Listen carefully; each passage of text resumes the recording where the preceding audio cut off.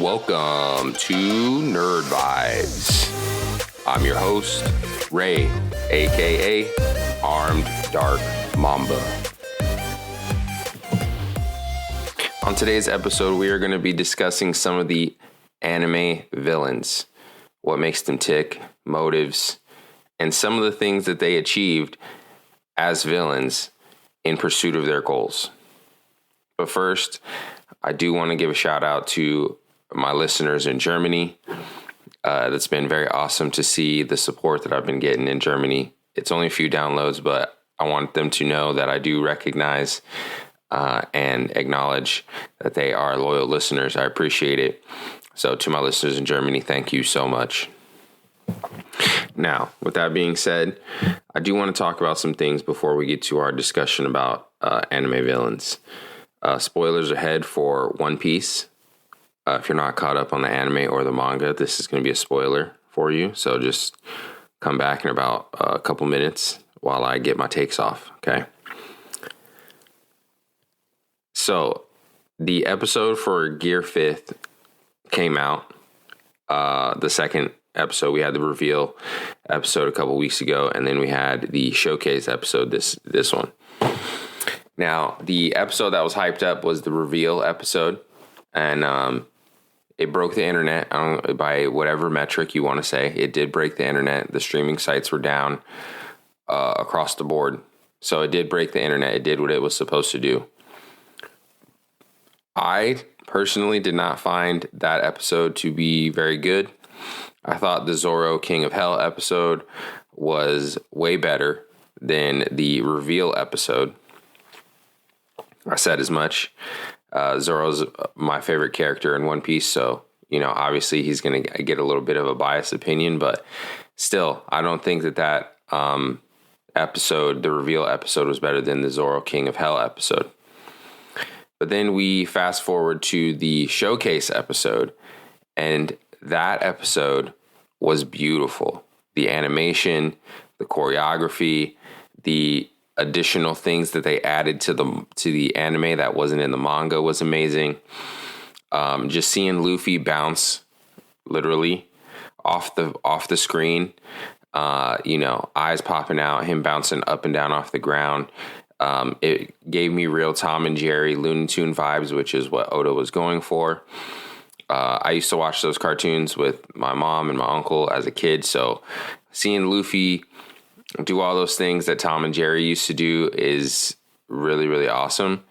And it was a very, very fun time. And I know some people have a hard time with the animation style and the overall goofiness of Gear 5 Luffy. But I am not in that camp. I love Gear 5 Luffy. I think it is a welcomed, comedic, and narrative-driven transformation that provides some much-needed relief in terms of tension to the world of One Piece. And Luffy being that character that just exemplifies joy and happiness and freedom is one of the reasons why we love him.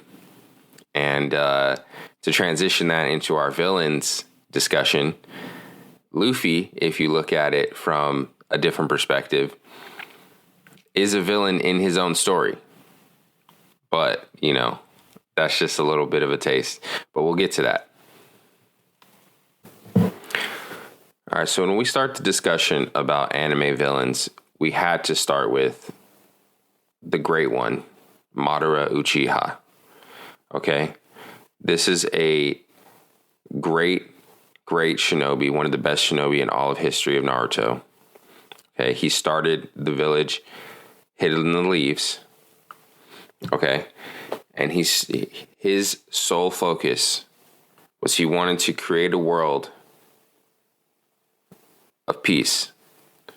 But throughout this, he decided he wanted to make the world out of his vision of peace.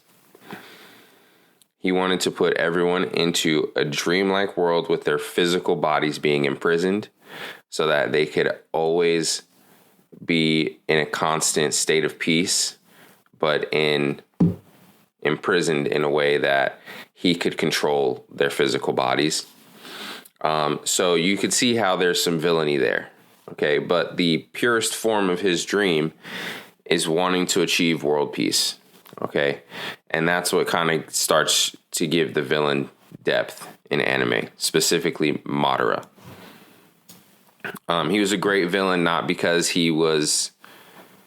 only because he was powerful, but because he had ideals that everyone could identify with. He wanted to create a world of peace so that people in his life that he had lost other people wouldn't have to experience that going forward. Okay.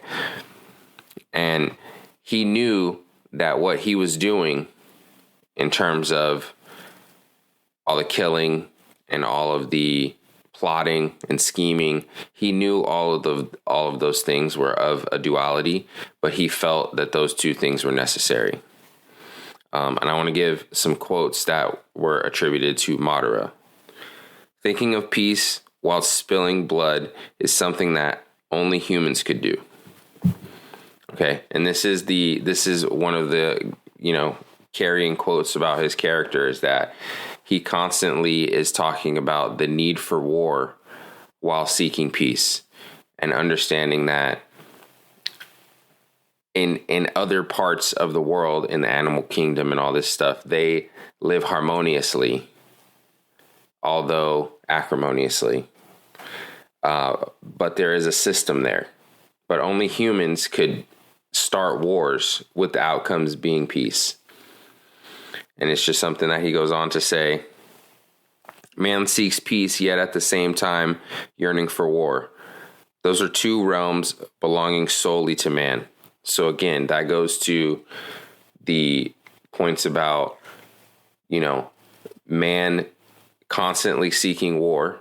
I mean, not to bring it into a real sense, but we are currently in a war. There's wars all over the Middle East and Russia, Ukraine, all of that. But people saying that they're seeking peace in that same breath, So this is something that Madara thought in his mind was necessary to bring about the peace that he sought fit for the world that he lived in.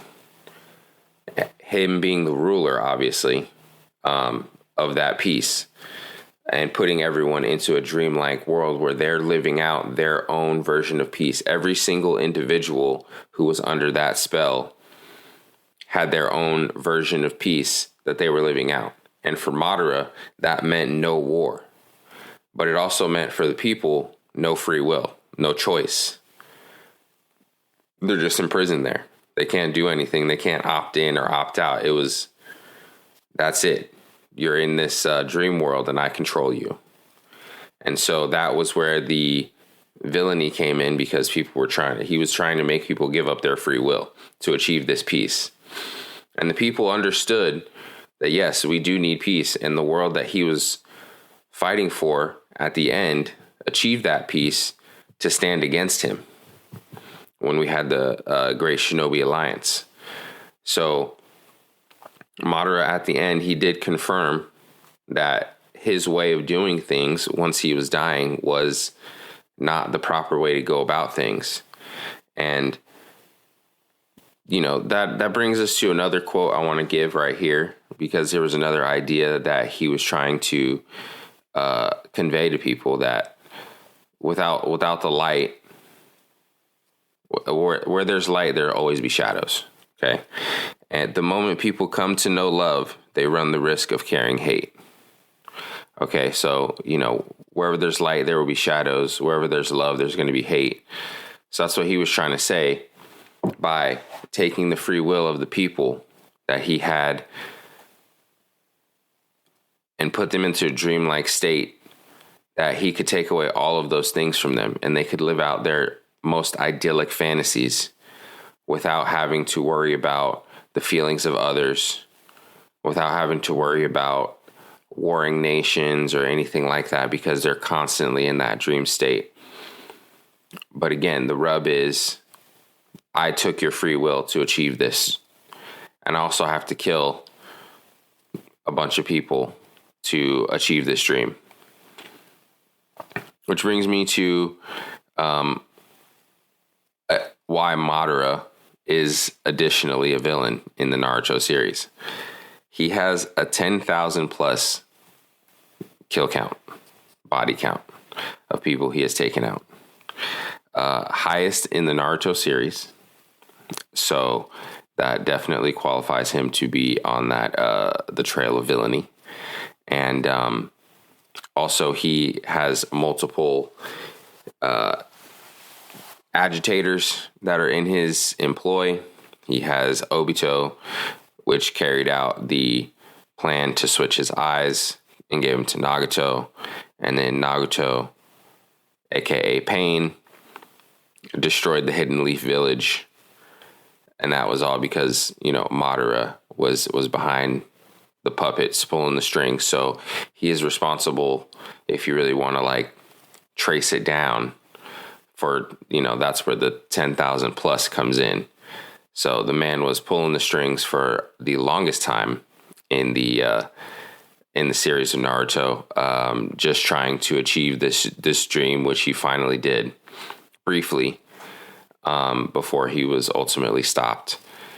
But Madara, there's no doubt, because of not only his ideals, but because of the character that he portrayed, in terms of very smart and strong, powerful. It's why he's one of the greatest villains in anime, bar none.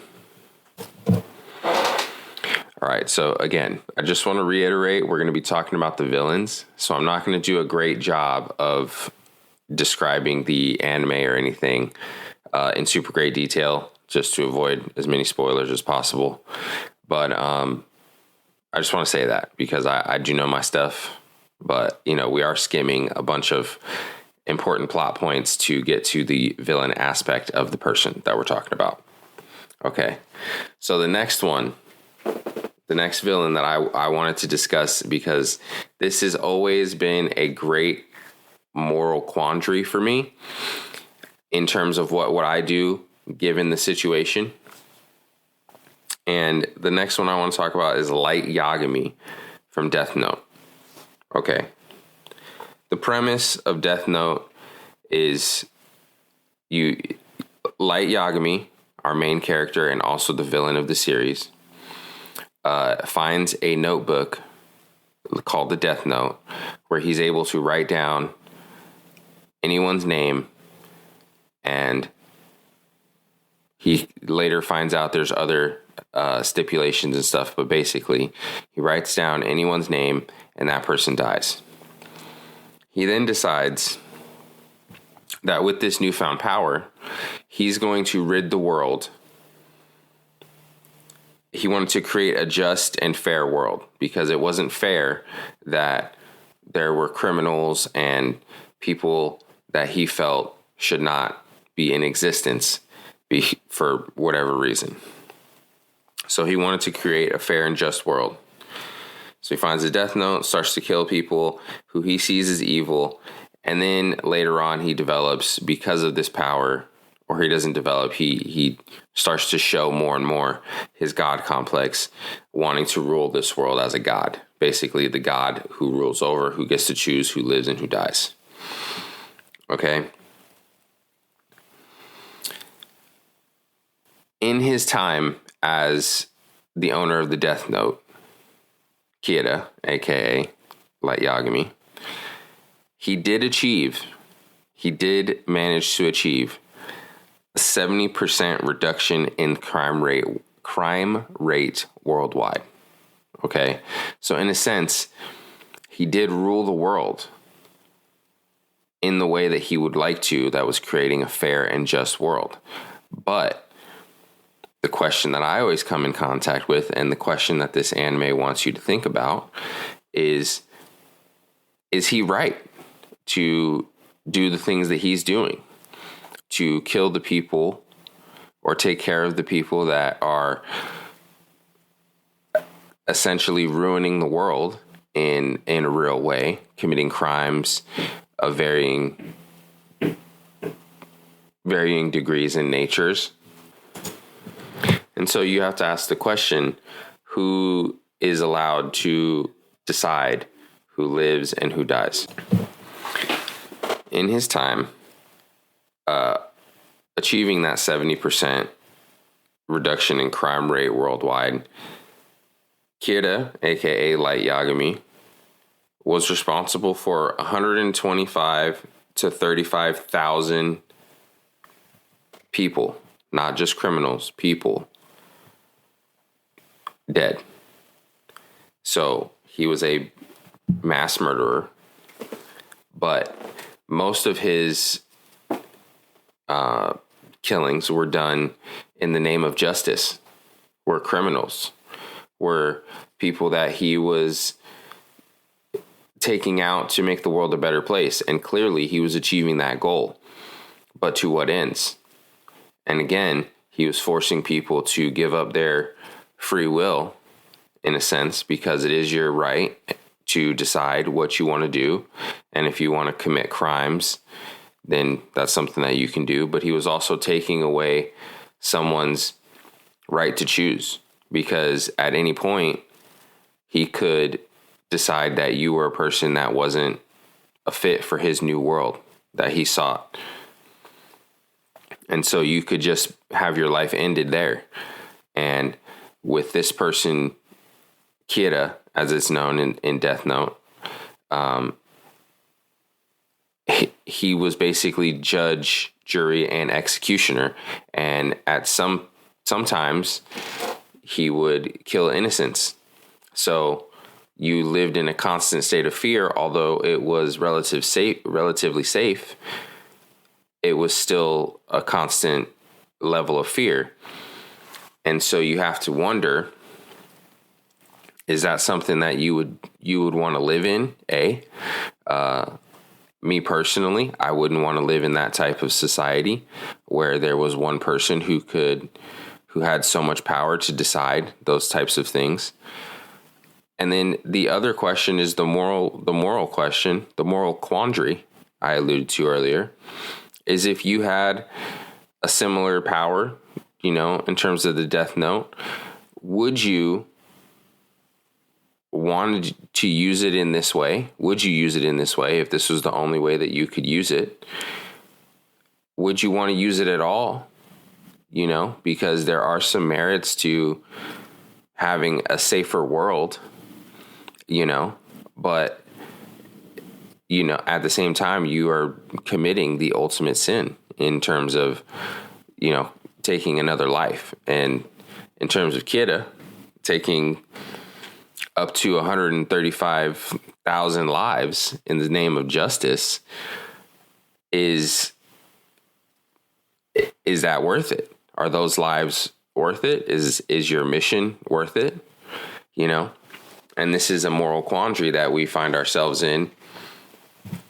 And, obviously you want to reform or do something else to achieve the same goal. But if you had the power that Kira did in Death Note, how would you use it? I mean, me myself, I've thought about it.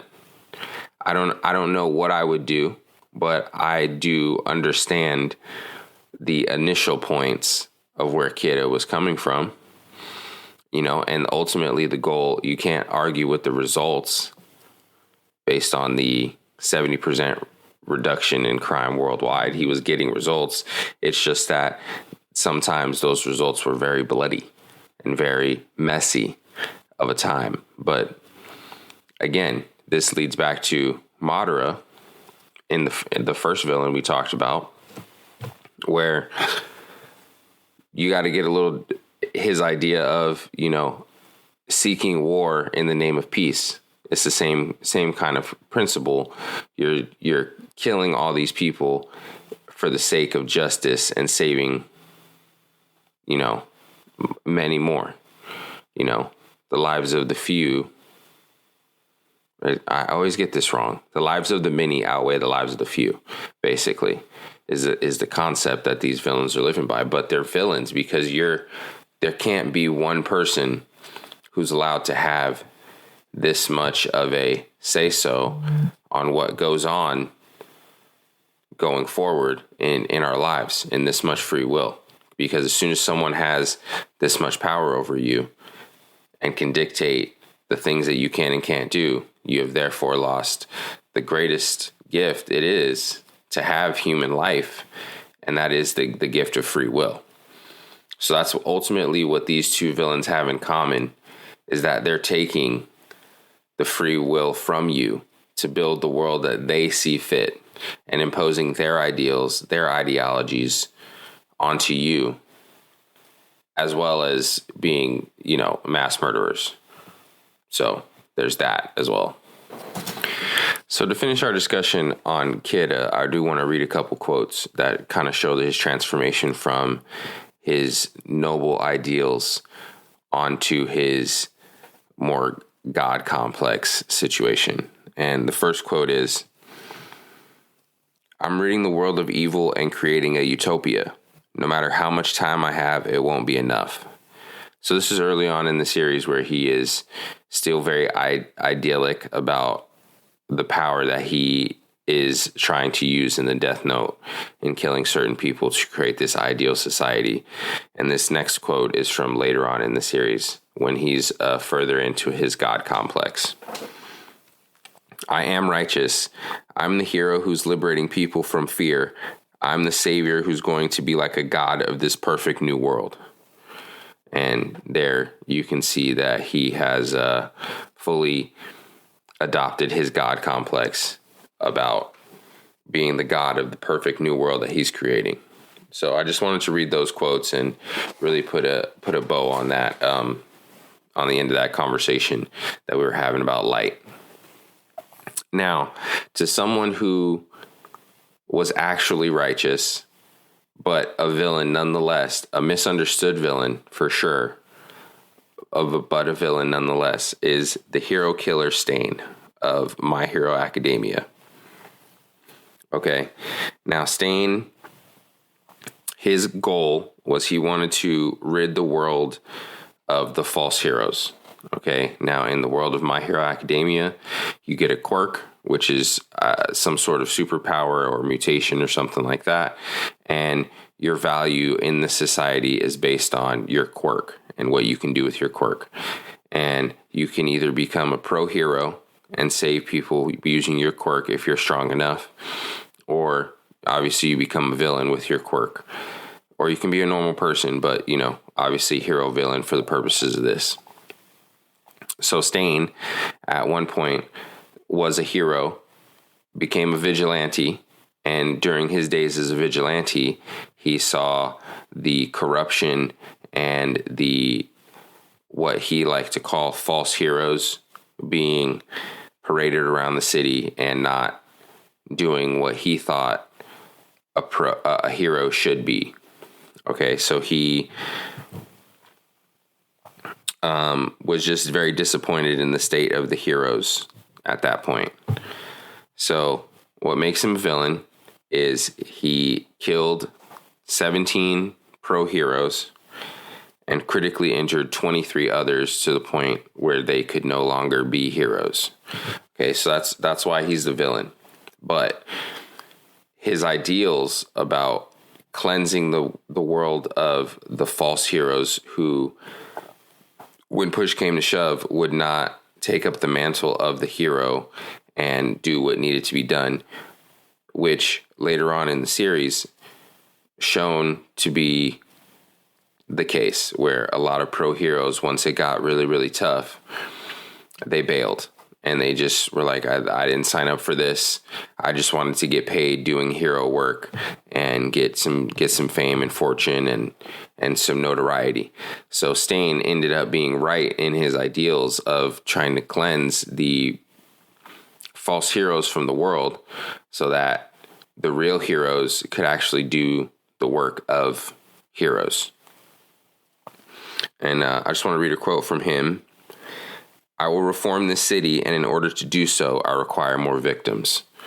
So there's a quote directly alluding to his ideals of killing people to achieve his ultimate goal of cleansing the the world of false heroes.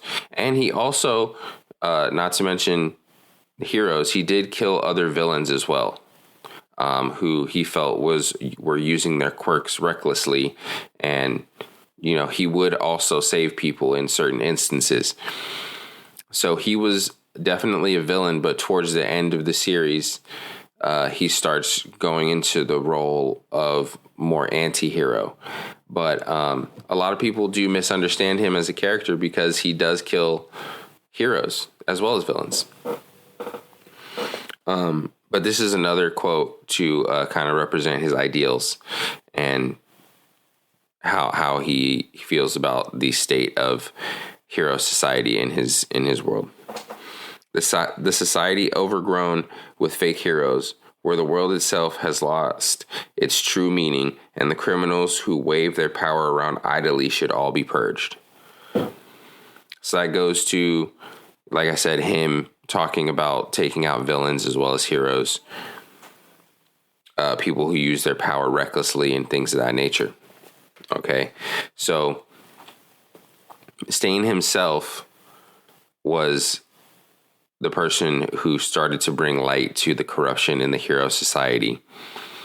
And this is important because, Stain was the person who decided to stain his hands with blood to show the corruption and what the capitalist mindset has brought to the hero society of his world and how it has corrupted that situation that's supposed to be so sacred. And it's just a parallel to, kind of real world times, how, capitalism has in ways enriched our society, but at the same time has also brought about a lot of greed and selfishness in politics and things of that nature. And I know this isn't a politics show, but it is just a real life example of something that was being called out for the reasons of capitalists and all of that kind of things in the world of Stain and how it just relates to our real world right now. So he was a villain because he had to kill, or he did kill, and he did injure. But in the end, the reasons that he did it winded up being right. So should he be absolved of those previous crimes? Because the show talks about that and how even though he did some messed up things, he ultimately was right. And should we have listened to him in the first place? I don't think that those absolve him of being a killer. But I do think that he was onto something and just decided to go about it in the complete wrong way. Would I have done the same thing? Probably not. I probably would have found a better way to handle the situation than what our boy Stain did. But he proved to be right. And in the end, he did help to give some information and help the resistance towards the end of the show. Spoiler. So he did help. And that's why I said he's moving into more of an anti-hero role. But I wanted to highlight him because he is someone who is actually doing the bad things for the right reason, and it turned out to be the right reason for him. So I just wanted to point that out. All right, our last villain up is going to be arguably the most agreed with villain on this list, and also the most prolific in terms of his ability to take life. Okay, I'm just going to put it to you like that. And we are talking about the one and only Eren Yeager from Attack on Titan. Okay. Eren Yeager is a child soldier. Okay. Grows up in a society surrounded by walls on an island. He finds out later that is constantly attacked by gigantic monsters known as Titans. He eventually becomes a Titan and embarks on this journey to find his ultimate goal, which is He just wanted to be free. Okay. Now, I wanted to highlight Eren because Eren is an example of how something so vague can turn into what it eventually turned into. In the beginning of the series, Eren wanted to get his freedom, and what freedom was to him at that time was going beyond the walls of his home and seeing what was on the outside world of where he lived, of the walls where he lived. Okay. Once he got outside of the walls, his freedom then became he wanted to go across the sea. Okay. Then once he got across the sea, his idea of freedom became the next thing. Okay. And then once he achieved the next thing, it became the next thing. So what Eren suffered from as the ultimate villain in Attack on Titan is his never ending thirst for freedom, because his thirst for freedom is what drove him to do the things that he ultimately ended up doing. Okay. So what I'm talking about here, spoilers alert for Attack on Titan. Okay. If you haven't seen it to where it's at right now, that's unfortunate. Go watch the show. Eren achieves the ultimate power, and he decides he wants to start the global genocide in the name of his people and his friends that he wants to save. Okay? I'm going to keep it to you like that. So in doing this, Eren thinks that the only way for him to find his ultimate freedom is to annihilate all the threats in the world to him, his friends, his people that he's trying to save. And by eliminating those threats, he eliminates anyone who can stand in his way in enjoying his version of freedom. So in his pursuit of that, he is responsible for killing 80% of the world's population that he lives in. 80%. Let me say that again. He killed 80% of his world's population. Okay. And this first quote is, I want to highlight because it is an example of his changing ideals when you hear the second quote. So first quote here: how could anything be more important than keeping humanity from being wiped out? Okay. This is towards the beginning of the series, before he really taps into his powers as a Titan that he gets and he receives from, his certain events. So while he's fighting the Titans, he believes that the most important thing is to keep humanity from being wiped out by the Titans, because that's all he knows. He still is very new to the outside world and still very new to that whole situation. So he believes at that point that keeping humanity alive is very, very important to him. So this next quote is towards the end of the series, once his ideals have changed based on some of the experiences that he's had and some of the memories and things that he goes through due to his power. You have the freedom to defend the world's freedom, and I have the freedom to continue moving forward.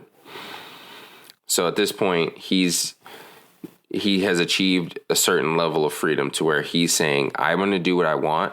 And what he's talking about in that moment is the rumbling, which is the killing of 80% of the population. And he's telling his friends at that point, everything that I've done is to allow myself to do this act.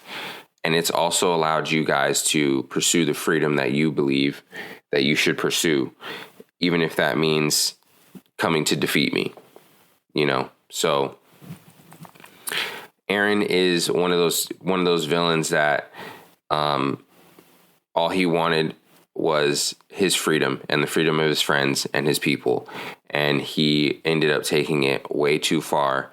And when other options presented themselves that were less violent, he decided to take the most drastic route and, decided that he wanted to completely eliminate any other threats and any other future threats, perceived or actual. And he decided to do that. And that's what ultimately makes him a villain. But people in the anime community have a saying when it comes to Eren, that Eren did nothing wrong, that everything that Eren did is justified, and that global genocide is completely okay in the case of Eren because of all the things that the people of, I want to say it's Paradise Island, went through at the hands of the people of Marley, and all the discrimination and the, situations that they were put in, that Eren's justified in eliminating his enemies in the way that he decided to eliminate them. I'm one of those people who was like, no, absolutely not. That's complete like global genocide and overkill. I do think that Eren Yeager is one of the worst villains of all time in anime because of how he chose to go about that situation. I feel like he could have done so many different other things than what he decided to do. And there are people that, as I said, believe that he did nothing wrong because of the things that his people went through.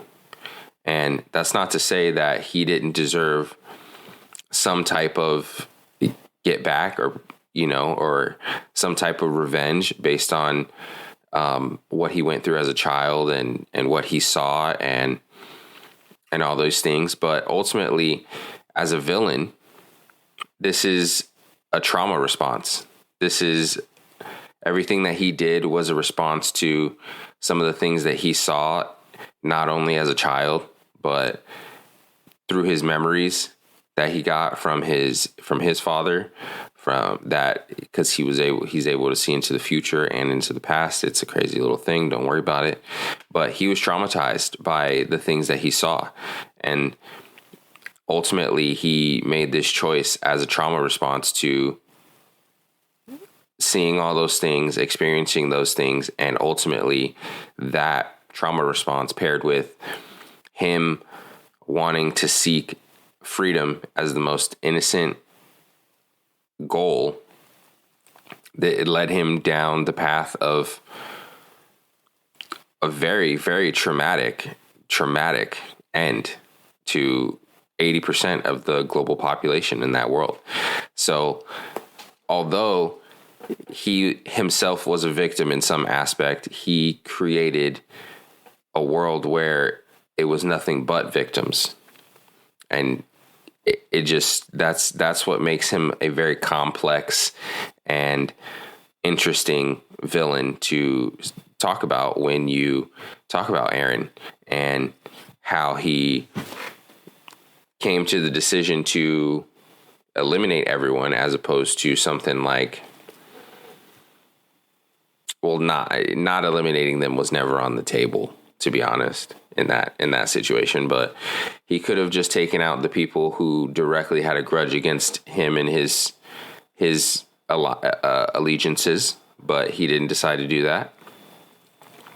There was a lot of innocents that died that day, and Eren knew it, which is also a part of his character, that he felt grief and he felt guilt about the things that he was doing, but he felt it necessary to achieve the level of freedom that he wanted.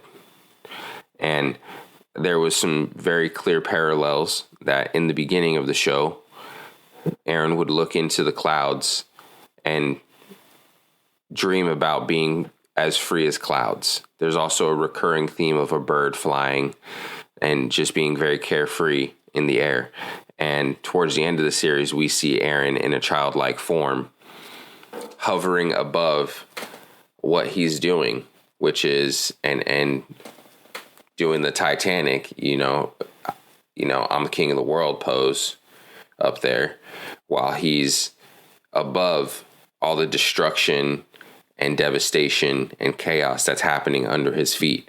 He's above all of it, seemingly in the clouds, and his ideal version of freedom is him by himself, above everything, experiencing everything for the first time, while in reality, what he's actually doing to achieve that is happening right under his feet, while he's crushing buildings, crushing people, burning them alive, doing all these different things.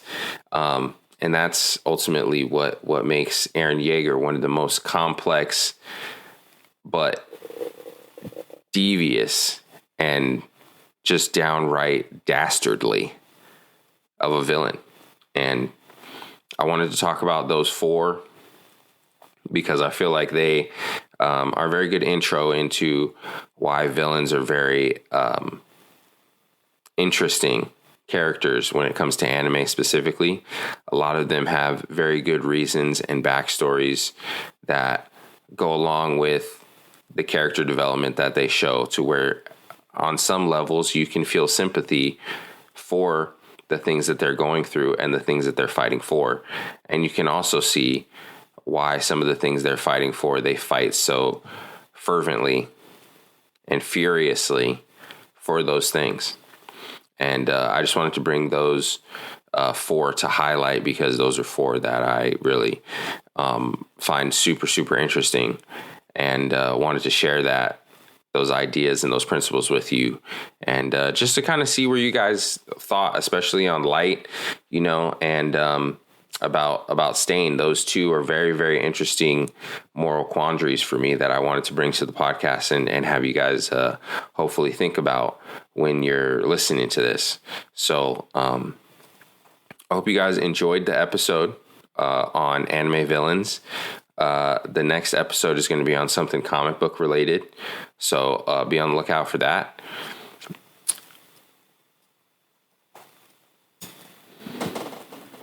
Also, I wanted to say thank you to everyone who has continued to download the podcast and continue to listen. It is greatly appreciated. We're going to try to still get a consistent release episode schedule, and we're going to start doing some more other things to help the growth of this podcast. But again, everyone who listens, downloads, subscribes, thank you so much. It means so much to me. And I will see you guys on the next episode of Nerd Vibes. Thank you for listening to Nerd Vibes. We will see you guys next week. It's a vibe.